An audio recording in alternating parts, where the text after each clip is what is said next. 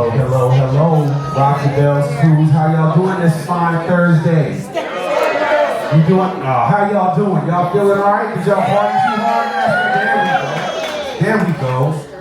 Well, let me just be brief and we'll get right to it. It's a Chicago thing. Shout out in the house. Let's have it. Midwest, y'all all welcome. Guess what? We got two Chicago superheroes coming to this stage. Ladies and gentlemen, the Brat and Twista.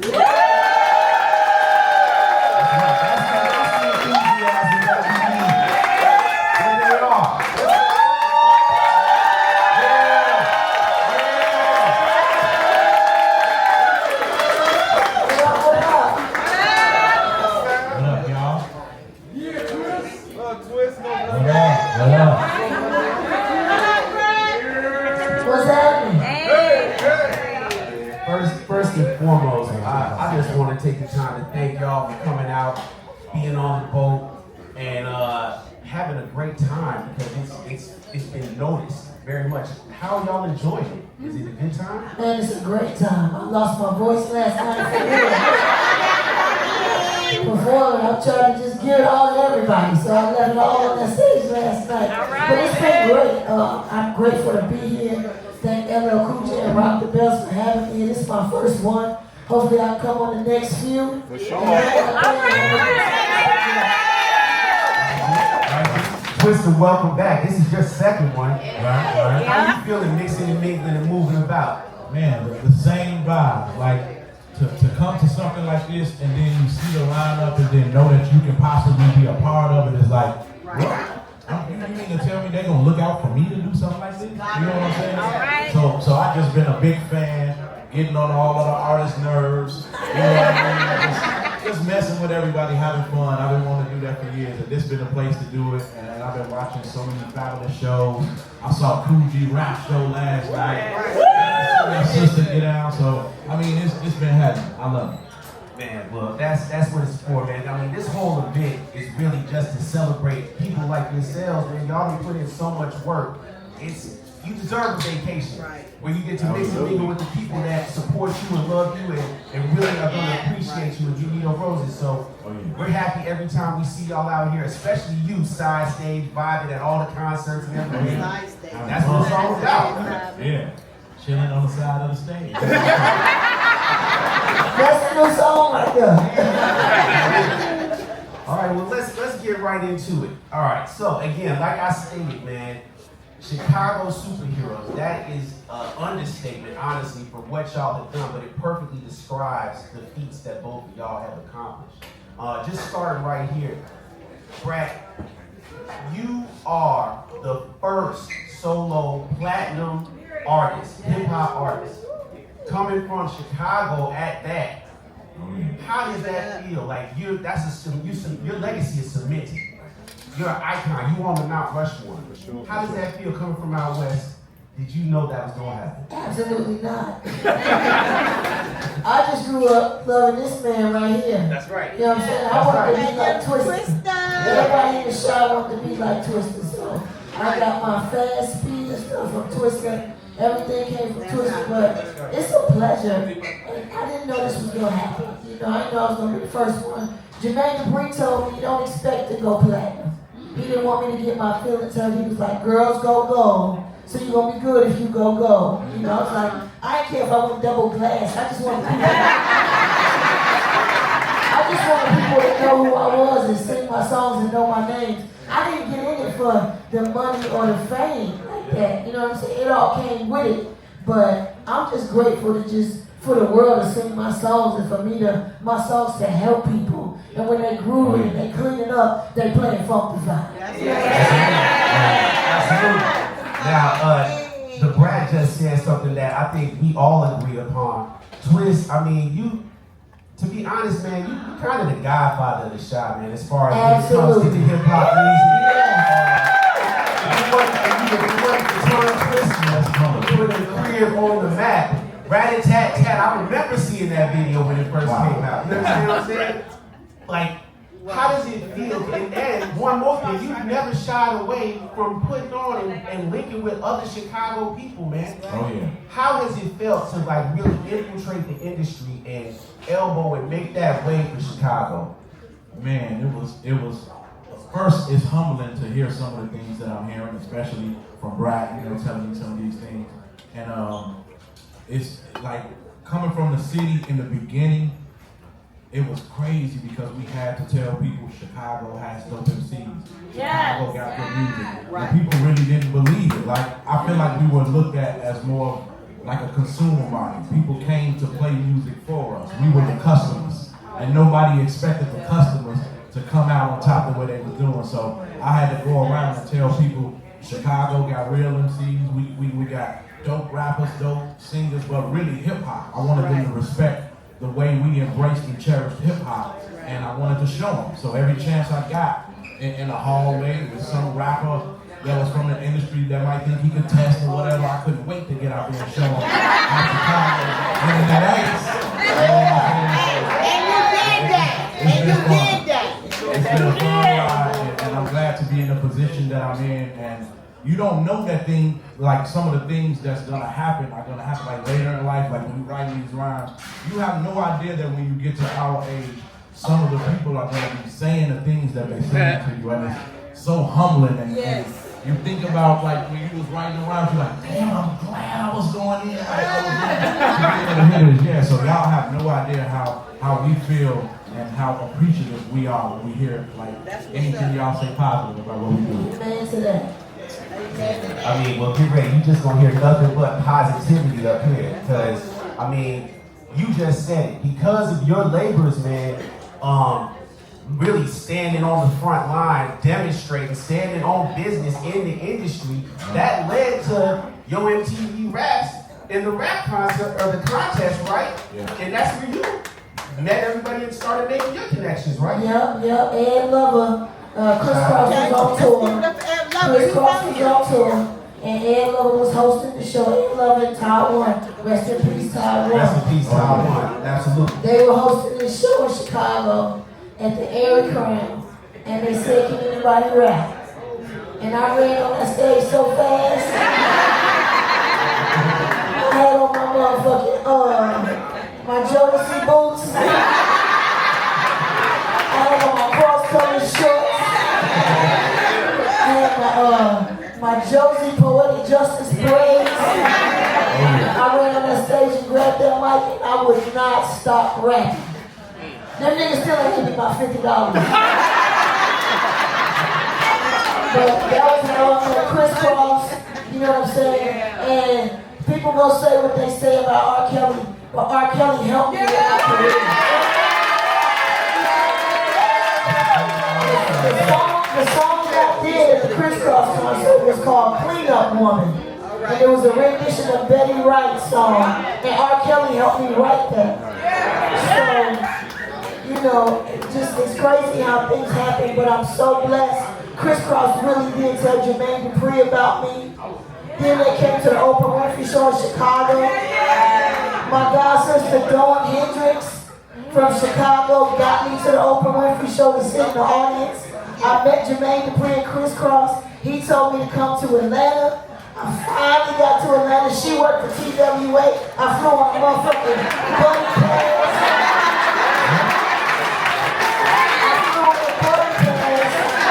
And I got a chance to meet Jermaine Dupri. He didn't want to listen to me, but he took me in his car. We went to the gas station. He didn't want to listen to my CD. When that nigga got out, I popped my CD in the air. Shit.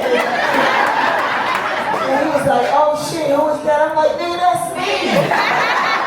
And the rest is history. You don't take no for an answer, man. We find a way. Okay, so this is all 94. So like, what we got going on at the crib, right? We got the enjoying our summer, every summer, what we had a parade, right? We kicking it. Bud Milliken. Yeah. Oh yeah, boy, that's every year though. That's every year. And I'm just saying that championship parade. Riding through. But that's Bud Milliken. On the west side. You talking about on the west side, yeah. Tony stores up.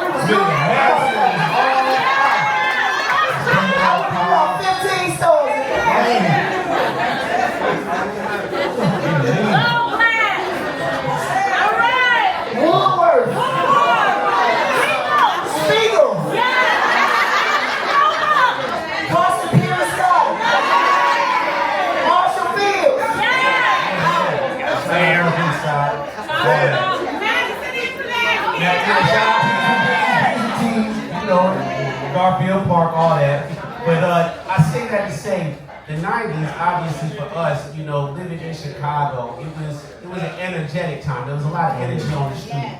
Twist, like you especially, again, being of that age and being in the mix of everything, man. How was it to be focused on the music when it was a lot of turmoil and everything going on? Music is really what saved me from the streets of Chicago. You know, because I was being pulled in like everybody else, but when I was seeing and hearing hip hop and looking at these rappers and I'm looking at LL Cool J, Run DMC and all of these artists, I was so fascinated by that it overpowered my fascination for who may have been in the streets that I was looking up to. You know what I mean? So being in the streets of Chicago, especially in our era, it was very hard to survive. You had to really, really love this music and really love hip hop to the fullest to be able to make it out in the streets of Chicago, because very, very easily influenced. You'll be very easily influenced. I got my ass whooped to be a vice lord. You know, wanted to do that shit because it was the thing to do. Yeah. You know? I'm grateful for the music. You know, that I think y'all just made the statement, like that was the easy way, right? We saw it, man. Y'all know what it is, man. I mean, when we saw these cars that the rappers see today or the kids see today and fancy cars, all that type of stuff, we know that it didn't come from no music, right? We know it wasn't from something necessarily positive, right? And for y'all to stay focused and be like, that ain't the way I'm going, I believe in what I'm doing, that's why you're here now. That's why you got the success, because you put all in and you did it. I mean, let's go back again to another milestone. Twist, again, you're world famous. You're in the world record book. Guinness World Record Book.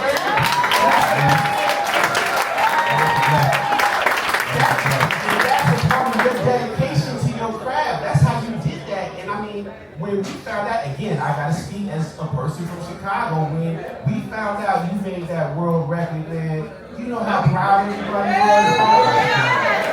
That's serious, man. And same as when you went platinum, like, that was serious. I used to carry the Guinness book and show people me.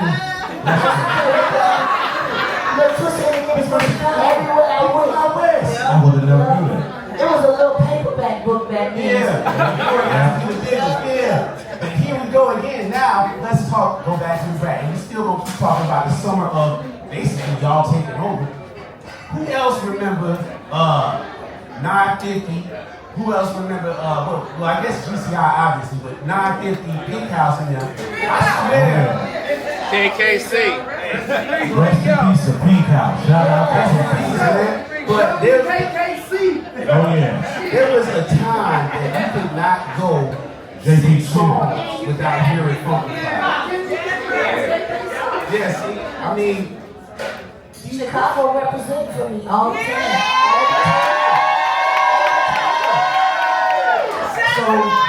So that's that. But then you went on to continue to take over the world. You Mariah Carey's like best friend, go-to artist.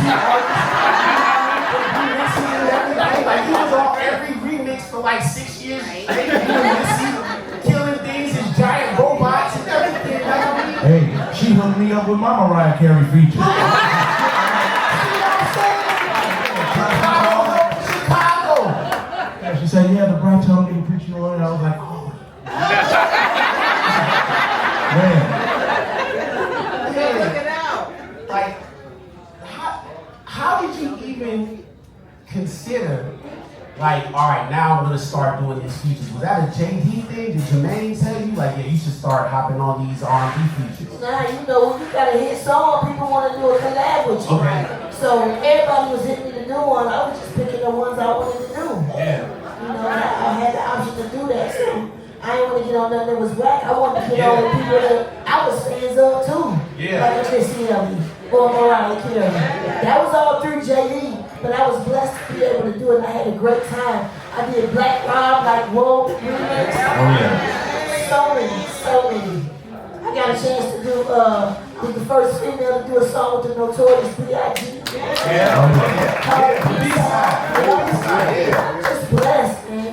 Yeah, beyond. Well, again, it just goes to the dedication that you've had to your craft, because, you know, proper preparation prevents poor performance. We all understand that, right? And when you stay ready, you ain't gotta get ready. That's why you hopped on that stage and went crazy. And again, that's why you hear chilling with half a voice, getting your roses. You know what I mean? All right, so we're gonna talk some more about just like again the impact. Show of hands real quick. Show of hands real quick. How many of y'all had the blue CD or the blue tape as we know it, aka Adrenaline Rush? Alright? So I'm just gonna keep it 100% real. Adrenaline Rush, I know people talk about the purple tape. We all know the purple tape, Ghost Raekwon, everybody talk about that. But the Adrenaline Rush, when it came out, it took over the Chicago. You can go half a block without hearing Get It Wet. You couldn't go, I mean, being on Madison late night, being in front of the roads, being on South Chicago, all you heard was like Young Buck spitting that Adrenaline Rush. You know what I mean? How do you feel to have that pivotal influence, man? Like you the godfather of the crib, man. How do you feel? It's crazy. Like I said, it's real humbling. You don't know anything like this is gonna happen, you know, when you're in the midst of creating. You know what I mean? So I think with the Adrenaline Rush, what was pivotal for me with that album was when I decided not to rap like everybody else joined in, but I felt like I wasn't getting the proper respect outside of the city. You know, so and I was trying so hard to impress everybody else or do hip hop from the perspective of what I was hearing from everybody else. And people don't understand that Adrenaline Rush was when I made my mind up, and he'll attest to it, when I decided I'm not rapping for anybody else no more but the people on my block and in my city. So every song I'm gonna rap on this album is gonna be strictly for Chicago. That's what that album is, like a Chicago album. When I'm like, feel so good, everything I'm rapping and saying, I'm doing it from the perspective of how I see young brothers and sisters kicking it on the streets of Chicago at that time.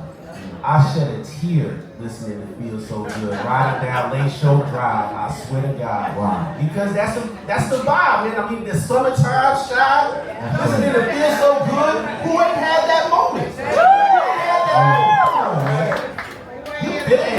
Hey, hold on. We just talking about just the quality of rapping on there, bro. Like, you went overdose. You lost your mind, obviously. You know, we all know that. You lost your mind on overdose. Yes. But again, I gotta shout out how you brought in other people, like how you do. I had 8 joints when I wrote Overdose. So that's what happened. It was exactly 8 joints. We had the first PlayStation system where you put the disc in. So I was listening to the beat over the TV and smoking those 8 joints like Overdose. Wow, I had them all making that song. Wow, man. But again, like you said, that album is just so Chicago, from the features to even like the interludes, man. Like the news interludes was hilarious. Like, see my wife, she lives right over there. Wow, right over there. You know, like all that. I mean, even hearing snipers in the background on the first joint, hearing that playing that searching. Everybody was searching for that song right after that. Shout out to snipers. Shout out Psychodrama. I mean, shout out the Monsters. I mean, shout out everybody that you introduced to the world, bro. Triple Darkness, absolutely, man. But then, staying at the crib, you fast forward, Kamikaze, you done tapped in with a new young brother from the crib, Kanye, and y'all decided to take over the world. Man, it was a blessing. It was a blessing to be in the position I was in. I was doing music, and I was starting to notice that when younger artists would come out, they would have this thing in their mind where they're like, okay, I gotta be twisted on the joint, you know? So I was happy about that. Like, I was like, wow, and honored to be in that position. So it happened so many times. Cap One would come out, and this person would come out. And at this particular time, I was seeing the genius in Ye and how he was moving and what he was doing. So when we got to the studio, and he was telling me about Slow Jam, yeah, it's like this. Jamie wasn't even in the picture yet. So I'm already listening to a song, thinking about how it might be a hit. I'm like, okay, let me start thinking. And I was just glad and happy to be a part of something like that. I had no idea that song would take off like that. Maybe after we heard Jamie on it, but I think the person that called it was Jay-Z. he looked right in my face. We was rehearsing. I was doing Is That Your Chick and him on tour. And he said, yeah, that song that you and Ye got, he said, that's the one. That's y'all hit right there. Wow. From that moment on, that song just took off. Wow, man. That's crazy. He just called it like that. He called it for sure. Yeah, I mean, that Kamikaze album, again, you hit lightning again. You struck lightning twice. People aren't fortunate like that in this industry, right? It's a lot of hard work. Y'all can both attest to that. To be veterans in this industry, it eats people up and it forgets about people. Just as quick as you're hot, you're not hot. It depends on who it is. I think like people like myself, I go hard, but definitely her, like Brat, she keeps her fist in your face. She doesn't allow you to forget about her. You know, her aura and energy when she walks in the room is on a whole other level. So people like us, especially her, we don't even allow you to forget about her. Well, that's what I was gonna say, man. I mean, Brad, you kind of have put your arm around everybody, put them under your deodorant. I mean, appearing on, like, you got the radio hit, you know what I mean? You killing the radio show. You had the reality show for a time, but, like, I mean, how is it, like, diversifying and finding other things to do outside of performing? Like, was that a conscious effort, or was it something where you're like, well, I'm bored, you know, yeah, sure, I'll do it, why not? No, you know, I just try to stay busy, you know, and when opportunity presents itself, excuse me, I'm not gonna just pass it up. You know, like I did growing up hip hop Atlanta, and then after I was on it a few times, I was like, I want to executive produce this motherfucker. So then I made them make me executive producer. So then I said, man, all right, we can have our own show. So I went to WeTV, set up some meetings, and me and my wife got our own show that we executive produced, called Brat Love Judy. Then we had a couple seasons, then I had a baby. So I said, let's do a baby special. So we did a baby special, we got a check for that too. Like, I don't want no grass to grow under my feet. There's too many things to do out here, and there's too many ways to stay relevant and to get to the bag and to support yourself and take care of your family and put other people on. Like when we did Brat Love Judy, we gave a lot of people jobs. You know, and I think that's important to me, to reach back for your people and make sure everybody is still confident.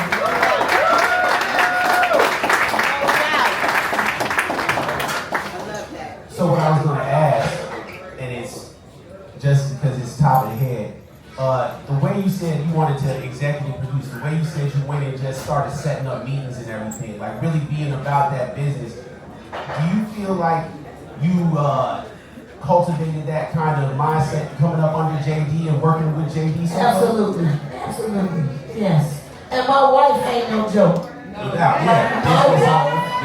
When it comes to like promotions, and she's like a guru in that. Like marketing, whatever it is, like she knows what to do. Like for the reality show, I didn't want people to go that deep. You know, I didn't want to have an argument on TV with me and my damn wife. I didn't want people to know that we fussing. But she was like, bitch, we fuss. And she was like, so, I was really upset on one of the episodes and I was crying and shit. I was like, nah, we ain't airing that shit. She said, yes, the fuck we is. She said, because that's real, and what people need to see is how we resolve it.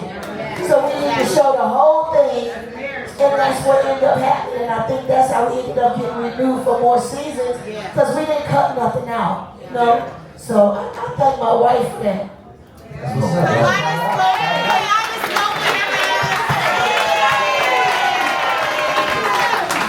Yeah, I mean, I think being authentic is absolutely why everybody loves you. And just because you've been, I feel like a lot of us have grown up with this because you've been out here, you've been in the public.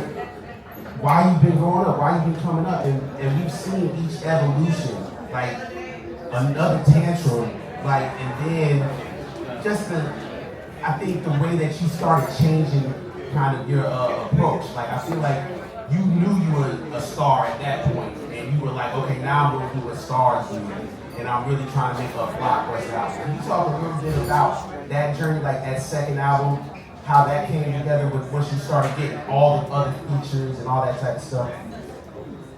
That's a great question. I don't even know if I got the answer to it. I just started wanting more out of life. I was like, okay, I'm at this plateau. What's the next plateau? Because no matter where you are in life, there's always somebody doing better than you. Right. So you feel like, okay, I've accelerated to this level, but it's more people up here, so I want to catch up to those people. So I just started writing more, paying attention to more things, reading for movie roles. I started getting deals with agencies, just trying to figure out what else I'm good at besides writing and rapping. I wanted to act. You know, I grew up in church. I played 7 different instruments. I know how to write all kinds of songs. So I started writing for other people, writing raps for other people, writing R&B songs for people that people don't know about. But I just started trying to exercise everything that I know how to do because I didn't want to be put in a box. You got it, baby. You got it. You're right. Come on. Without violating any sort of NDA or anything, can you give us 1 or 2 songs that you wrote that we don't know you wrote? I wrote Shorty Like Mine. What? That's all I'm gonna give you. I wrote a few songs with Mariah Carey singing songs Okay. on her albums. Yeah, I'm not gonna do that to people. But I did write Shorty Like Mine with Bow Wow, Chris Brown. Yeah. Okay. All right. That's good. That's good. And I wrote Bow Wow's first hit. I wrote Bounce With Me. Oh, bounce with it. Okay. I wrote Bounce With Me. All right. Twista, you doing any ghostwriting or any consulting, executive producing? Not really ghostwriting, you know. People kind of... They can't keep up. So not really that, like more so features and things like that. Like people want me to demonstrate or do what I do on the record. You know, every once in a while I might write for somebody who I'm featuring on the record and I need them to catch up with me or we vibe together like that. Like me and Lil Kim have vibed together like that. You know, we get into each other's flow and stuff like that. Yes. So, yeah, you know, but not as much, you know. Because people can't be like, retaliate with the repercussions.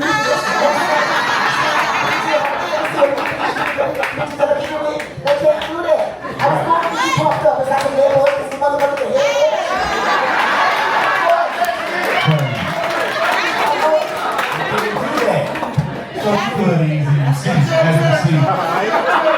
That's me played it probably a million times like the rest of them. A million times.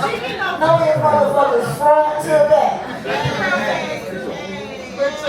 Alright, so Twist, check it out. You already said Hov obviously recognized your talent off of that one song. Who are some other people that just have always championed you or come up to you like that we would know and be like, hey man, I'm a huge fan of what you do, thanks for inspiring me? That's a huge fan of me. Like, what do you mean? Like, well, I mean, so for example, you just mentioned how Jay-Z heard what you and Ye were working on. Was like, oh yeah, that's the one, absolutely. Has there been any other artists? Any of your other I contemporaries? remember when I was walking on the red carpet at the Vibe Awards, and it was this particular year that I actually won the award. But I'm walking down the red carpet, look, and it was LL, right? So I always say nothing to him. You know, you think you brave until you see your artist. So I understand from the other side too. You know, so I'm walking, and he's looking at me. I'm like, damn, man, keep looking at me. And then he just smiling at me. I'm like, man, he about to say something. And then he just said, no, this was actually after I won. No, it was right before. So he was seeing me be happy that I was even there on the red carpet. And he looked at me with the famous LL voice and said, you see what perseverance will get you? I actually won the award, so that was one of my fun memories right there. Just meeting LL right there and talking about that. You know, there's many more. Like one memory, like the first tour I was ever on was when My Mind's Playing Tricks on Me came out with Ghetto Boys. So yeah, that was the first tour I was ever on was the Ghetto Boys tour with My Mind's Playing Tricks on Me. Della Homo Sapien was on that tour. Yeah, and there was a few more. Oh, De La Soul was on this. And I got a chance to kick it with them backstage. Too long because I actually, what I want to do is I want to open it up to the audience to ask like 1 or 2 questions. But before I get off of here, I just want to ask y'all both, and you can answer just kind of as short as possible. As people coming from the Midwest, as people from Chicago in this industry and reaching the success that you've reached in this industry, what do you hope your legacy is that you're leaving behind for the people coming behind you? I mean, what's dope for me is I'm actually getting to witness it before I'm gone. So, yeah, I understand what they mean when they say give you the flowers. You know, you don't want to wait. You know, a lot of times they wait until you're in the casket to stand there and praise you and say, oh, how good you were. So, to be in our position, like I told y'all, to hear this stuff before we're gone is a whole nother level. You know, and of course, the legacy we want to leave behind is the one I'm hearing. That's what's up.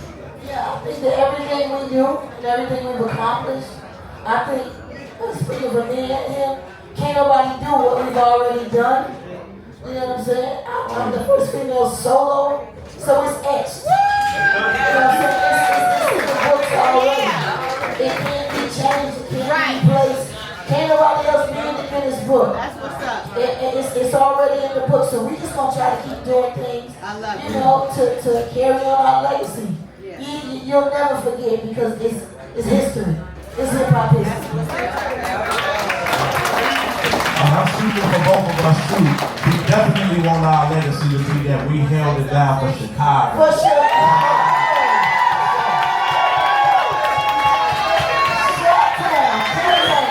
That goes without saying.